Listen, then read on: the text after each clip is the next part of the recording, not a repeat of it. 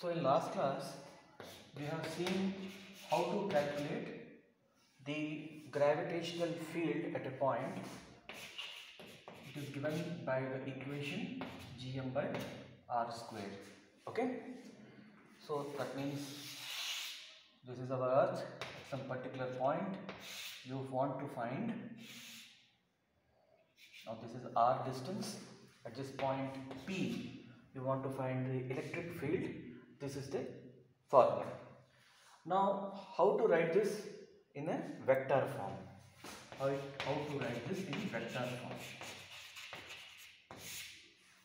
See, Eg vector is equal to minus Gm r vector by r cube. This is how you write the Earth's gravitational field at a particular point. So what we have done here, we have multiplied this with basically Gm by r square into r cap by mod r. Now this term gives you unit vector. What it gives you? It gives you unit vector. Suppose if you recollect what we have done in displacement chapter and all that. Suppose if I say displacement is S is 2I cap.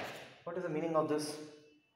The meaning of this is, let us say the displacement is meters. Okay, so the displacement is 2 meters. This I cap will tell you x direction, right? What is this I cap? Unit vector in x direction, right? Unit vector in x direction. So for a general vector, let us say if I give you an example that some a vector is I plus 2j minus k. This is the vector given to you. And if I ask you what is the unit vector, how will you find out? Unit vector is equal to a cap, right? A cap is equal to a vector divided by modulus of a vector. So you will do basically I plus 2j minus k, right? Divided by root over 1 square plus 2 square plus minus 1 square. Okay. So how much is this? 1 plus 4, 5, 5 plus 1, 6, root 6. So you are getting I by root 6 plus 2j by root 6 and k by root 6. Now this is the unit vector. So what have you done? A cap is equal to a vector by modulus of a. So similarly, r vector, suppose this is there. The location is given in terms of r vector. A general way of writing r vector is, suppose if it is two-dimensional, you will write ai plus bj, right? If it is three-dimensional, here k term also will come. So this is written in the vector form. So this vector has to be converted into unit vector only to understand the direction, right? So your formula in the vector form becomes this. Okay, this is vector form. This is only the magnitude way. This is only writing magnitude. Know the difference. So this will directly tell you the value. Okay, but this will tell you along with the direction. Okay, so this is the difference you have to catch, and any questions asked on that you should be able to answer. So this is one point, and you know, see, all these concepts we are going to use in electrostatics in class 12. So please pay attention to every word I am saying. So they will be helpful to you while we discuss some terms there. So this is one concept we have seen. Now suppose you have some 4 or 5 points. Like this is a mass, let us say Earth. So you have taken here some particular point. It will have some even electric why this electric field is coming, some gravitational field. Okay. So this is Earth. So at a distance of from the center R1, some EG1 is there. You took some other point, so R2, some other electric gravitational field will be there. So similarly, so on and so forth. Okay. Now I consider this as a system. Same. So if you want to find the total gravitational field, what are you supposed to do? You are supposed to add. So Eg total will be nothing but Eg1 plus Eg2, so on and so forth. How many are there that you are going to add? So but here you have to calculate Eg1 separately, Eg2 separately. Okay, how do you calculate separately? So you have to put the formula of Eg1, you have to put the corresponding distance, you have to calculate Eg2, you have to put the corresponding distance, and you have to add. Okay, if it is given in the vector form, so what is the difference? What is the meaning of writing like R1? Writing like R1 means 10 kilometers from the center of the earth, something like that, some distance. But if it is vector, it will not be just like magnitude, it will be in the form of a vector. Okay, like say R vector is 2i plus 3j. So this is the vector form. But if R is given as 10, this is the magnitude form. For this, we will use the first formula. Okay, Eg is equal to Gm by R square. For this, we will use the vector form Gm by R cube into R vector. Like this we have to do.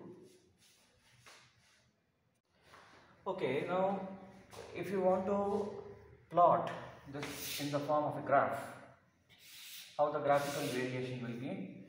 So x-axis is distance, y-axis is your Eg, and you know that E is proportional to 1 upon R square. The numerator term anyway is constant, isn't it?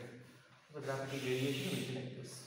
You keep on increasing R, your gravitational field is decreasing. You see, it is moving towards 0.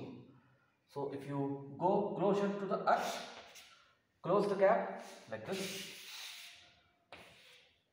This is the point.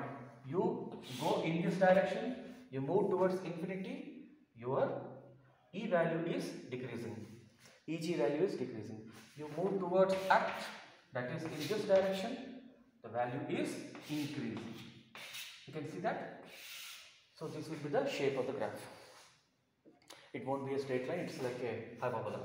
So this is one concept.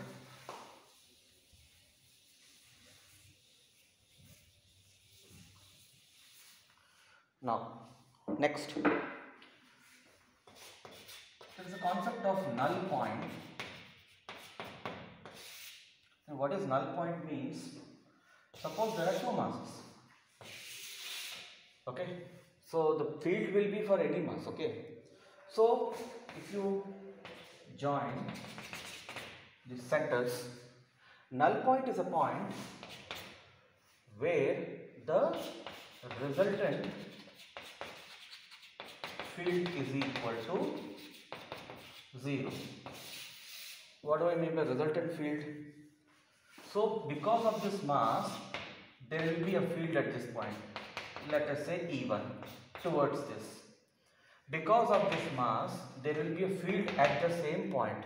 It will be E2 in this direction. So E net will be, let's say, if you say E2 as positive, E2 minus E1, this is the resultant field, so is equal to 0. This is the concept behind the null point. Look at this question. Two bodies of mass 100 kg and 10,000 kg are at a distance of 1 meter apart. At what distance from 100 kg on the line joining them will the resultant gravitational field intensity be 0? So he is asking you be 0, he is asking you null point. Just now we discussed. So you have a 100 kg mass, a 10,000 kg mass is there. Okay, join the centers. right? So the distance between them is 1 meter. Okay, so you have to find the location where the resultant field is 0. So let us say that resultant field, this is 100 kg mass and this is 10,000 kg mass.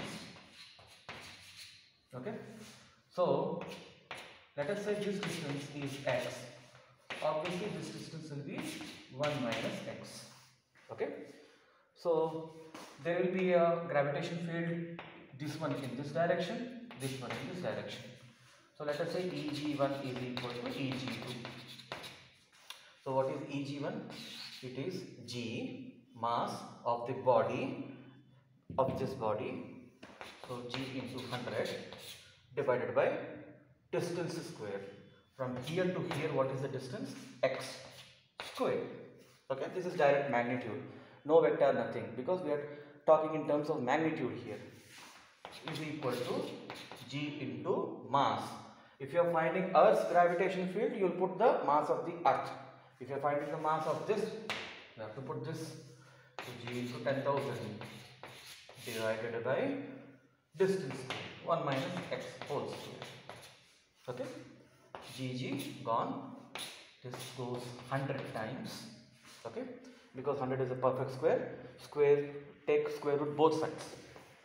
So what are you going to get? You will get 1 by x is equal to 10 by 1 minus x, or 1 minus x is equal to 10x, or x is equal to, this x becomes 11x, 1 upon 1 by 11. Okay, so this x is 1 by 11 and this is how much? This is 10 by 11. Okay, like this you have to calculate. So as per your JEE syllabus, for some geometric shapes you should be able to calculate the field value. So first one is circular ring. Circular ring means like your tire. Okay, so along the axial line you are supposed to calculate the field value. So this is your circular ring and this is your axis line. Okay, the radius of the ring is r. What do I mean by axis line? You need to imagine this in the 3D. So this is your ring. So imagine this line passing through the center, like you imagine this in 3D, right? So some ring is there like this. So because we cannot show here, you have to like imagine a metal bar passing through this ring perpendicular to the board. Perpendicular to the board. You have to imagine that. So that line which is passing through the center is the axial line. Okay. So I am showing that line as this line, or in the 2D format we are showing this line. So you can find the intensity here. You can find the intensity here. So this distance is x, right? At any point you should be able to find the what is the gravitational field. All right. So for that the equation given is Eg is equal to gmx divided by x square plus r square to the power of 3 by 2. So this is the expression. It can be derived. I am not going into the derivation part.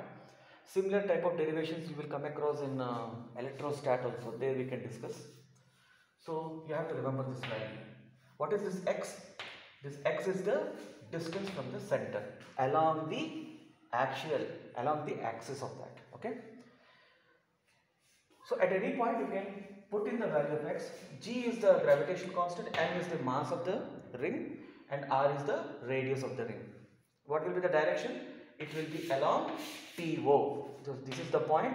This is at a distance x from the ring. So along PO, I told you the gravitational field will be towards the mass. Okay. If it was earth, it was towards the earth, remember? So it will be towards the ring.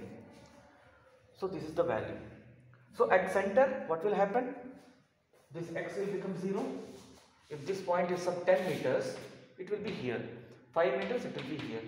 2 meters, it will be here. 0 meter, it will be right in the center, right? It will be right in the center. Okay. So right in the center, what will happen? If you put x is equal to 0 in the numerator, Eg value will become 0. So you have to remember these values. and where you will get the maximum intensity of the gravitational field. You will get at x is equal to r by 2. Remember this value, just note down, put x is equal to r by 2 in this expression, you will get this. Okay, how do we arrive at a conclusion that it is x is equal to r by 2? If you want to know, the procedure is like this. See, you have to differentiate this with respect to x. Why x? Because x is the variable here. Okay, you differentiate it with respect to x, equate it to 0, so that x value will get this one, alright, and you put this value here, you get the maximum. It is like this, you know, in the bridge course also I have made one video on this.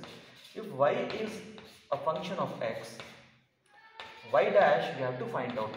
That means you have to differentiate the function with respect to x and equate it to 0. You have to solve for x. You have to solve for x. Then what you have to do? You have to again differentiate this y. So it will be y double dash. Okay? And you have to look for the value of y double dash. See, initially you differentiated this, you got an expression, you equated to 0, you solved for x. You got some expression, that is y dash, that is the first differentiation. Again you have to differentiate that. Okay? So again you will get some function of x, like, you know, x square plus 2x is there, you differentiated 2x, this is also a function of x. Again if you differentiate, you got 2, right? So this value you have to see whether it is greater than 0 or less than 0. Okay, if it is greater than 0, you get minima. If it is less than 0, you get maxima. Okay, so here I am saying that x is equal to r by root 2. Okay, you are getting the maximum value of the Earth's gravitational field. So it is like this, that when you differentiate it twice, you will get this value less than 0. Okay, so all these things are not required. So main point is, you have to remember that x is equal to r by root 2, you will get the maxima. Put this value here, you get the maximum intensity of gravitational field near the ring. So this is one of the shapes. So there are few more. So suppose I give you a ring. Okay, so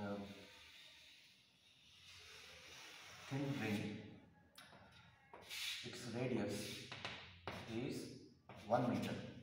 Okay, and its mass is, let us say, 2 kg. Okay, and you have to find the field in 3 different cases. Field along the axial line, first at 1 meter, second at 10 meters, and third at 10 centimeters. Okay, so how do we find out? So it is like this. So this is your axial line. Okay, so your gravitational field is given by gmx by x square plus r square to the power of 3 by 2. Okay, now here you see, when you want to calculate at 1 meter, you can straight away put in the formula, because here x and r are comparable. Okay, so what is the answer? The answer will be g, which is 6.67 into 10 to the power of minus 11 into you call this as some 20 kg. Okay, 20 kg into x. X you are finding at 1 meter divided by 1 square plus 1 square to the power of 3 by 2. Whatever you get, so many joules per kilograms. In the second case, here what is happening is, your x is quite larger than the radius of the ring. It's quite large, it's almost 10 times. So here, what we have to do, you see, x is very large when compared with r. So this r value we can ignore. So the same formula will become Eg is equal to Gm x divided by, you can ignore the value of r, so you can just you do not have to consider it. So in the bracket there will be only x square. So x square to the power of 3 by 2, this will become x cube, or it is Gm by x square. Okay. So here Eg will be equal to 6.67 into 10 to the power of minus 11 into 20 divided by 10 square. Okay. Now in the third case what is happening? X value is very less compared with r. Okay. So for finding the Eg, what you can do is you can ignore the value of x now. Okay, because x is very small when compared with r. R is 1 meter and this is 10 centimeter. Okay, so you can write it is Gmx divided by r to the power of 2 to the power of 3 by 2, it becomes r cube. Okay, so application of this field. Now how you apply this formula? So this is how it is. For rest of the cases you can normally calculate. So this value you should remember. Okay, this is the very important point, and we have seen now only for the circular ring.